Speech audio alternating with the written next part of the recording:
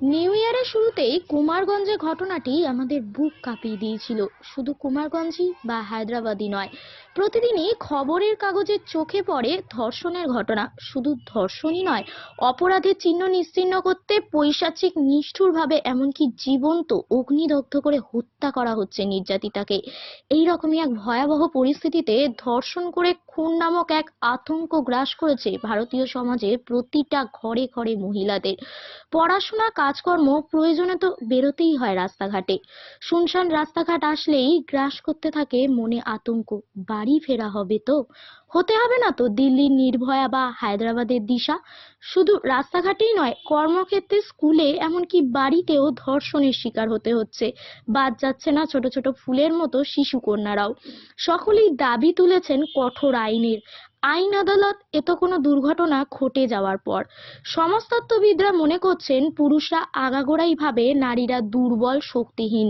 তাই দুর্বল, শক্তিহীন নারীদের প্রতি ঝাঁপিয়ে পড়া বা অপরাধ করা অনেক সহজ। আমাদের সমাজে উচিত মেয়েদের আত্মরক্ষার শিক্ষা নেওয়া। কিন্তু আত্মরক্ষার পাঠ নিতে গেলে ক্যারাটে বা মার্শাল আর্টে ভর্তি হতে হয়, দরকার হয় অনেক টাকার। গ্রামের দিকে তো আবার অনেক ক্ষেত্রে ক্যারাটে বা মার্শাল আর্টের মেয়েদের কোনো প্রশিক্ষণ কেন্দ্রই থাকে না। গ্রামের দুস্থ গরিব পরিবারের মেয়েরা কি তাহলে আত্মরক্ষার কোনো শিক্ষা পাবে না? এই রকমই এক ভাবনা থেকে অভিনব উদ্যোগ নিয়েছেন আসানসোলের অত্যন্ত অবহেলিত এক গ্রামের যুবক সুপ্রিয় কর্মকার।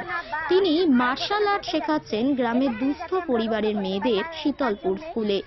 সুপ্রিয় কর্মকারের এই অভিনব উদ্যোগকে কুর্নিশ আমরা জানাচ্ছে সব এখানে খবর। আমরা ছোট ছোট স্কুল যেমন করেছি, স্কুলের সাথে আমরা বাচ্চাদেরকে মার্শাল আর্টের ব্যবস্থা করেছি। যেমন স্কুলে আমরা নানা রকম অ্যাক্টিভিটি, স্কুলে যেমন আমরা পড়াশোনার সাথে সাথে নাচ, গান, ছবি আঁকা যেমন রেখেছি, সেরকম এই যে চারিদিকে রাস্তাঘাটে আমাদের শ্লীলতাহানি, হত্যা, মানে চারিদিকে খবরের পাতা খুললে এইসব কাজ দেখতে পাওয়া যায়।